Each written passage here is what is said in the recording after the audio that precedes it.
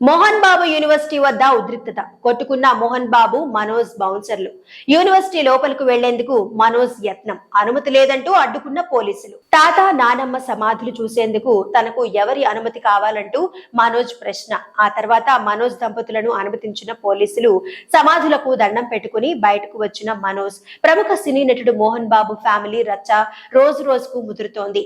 ఈ రోజు మరోసారి యూనివర్సిటీ వద్ద ఉద్రిక్త పరిస్థితులు నెలకొన్నాయి.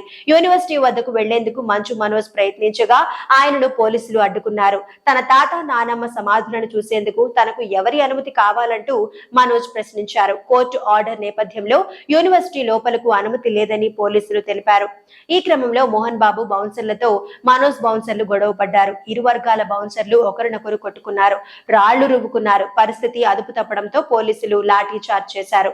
తనకు గొడవ చేసే ఉద్దేశం లేదని, అనవసరంగా ఎందుకు రాద్ధాంతం చేస్తున్నారని మనోజ్ ప్రశ్న